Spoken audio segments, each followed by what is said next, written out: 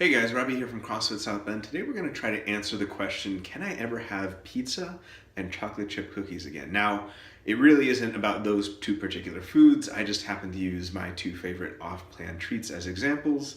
But for you, it could be something like wine or lasagna or chocolate or whatever it is that's your absolute favorite off-plan thing. This is a question I get a lot, and in particular, I get it from people who are in the following situations. One situation is people thinking about starting the journey of eating healthy for the first time. They're like, well, if I do this, am I ever going to be able to have these things again? And another set of people is people who have transitioned from eating mostly processed and refined foods most of the time to real whole food, and to the point where they're cooking and not eating fast food and processed foods as much.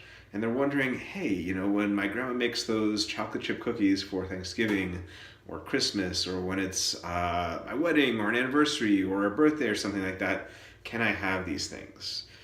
Now, the answer, as always with all the things that we discuss, is it depends. It depends. The general answer is something like, yes, you can have those things, but it depends. So what does it depend a lot on? It depends a lot on the state of your health.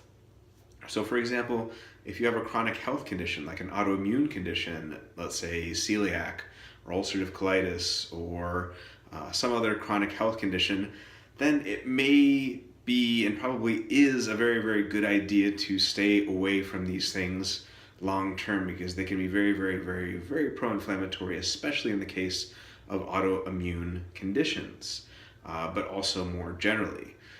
Now, if you don't have one of those things, then, the decision is really up to you. And, I can't sit here and tell you that those things won't adversely impact your health. But that being said, a point that I always try to drive home that I think is crucially important is the following. There is more to health than food, and there is more to life than health. So health is incredibly important. I think health is something that makes life all the more enjoyable and is a necessary condition for doing a lot of really amazing and important things. But health is not everything. So what are the conditions under which you would have pizza and chocolate chip cookies, even if they are negatively impacting your health? Well, a good way to think about it that I really like is the idea that save it for a really, really, really special occasion. And, the hard part here is people always wonder, what does occasionally mean? I tend to think, and what I've seen from both myself and the people I work with, is that true, legit special occasions don't really happen much more than once or twice a month. There might be some unique months, but generally once or twice a month. Like if you plotted out your year of special occasions that you thought were going to happen, real legit special occasions are once or twice a month. Like a birthday for a immediate family member, or your brother's wedding, or a major job promotion. Someone bringing donuts to work on a Wednesday, or you going through the checkout counter and seeing the candy bar you like, or there just randomly being nachos at a restaurant on a Saturday is not a true special occasion. So it needs to be a true special occasion, and in addition to that, it needs to be a food that you really enjoy.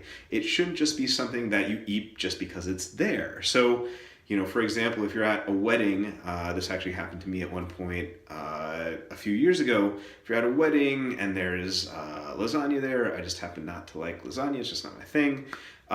You shouldn't go for the lasagna. You should save what you really, really want to have for that really special occasion. So you want to make sure, A, that it's a legit special occasion, and realistically, if you're having more than 2 of these a month, your definition of what a special occasion is too broad.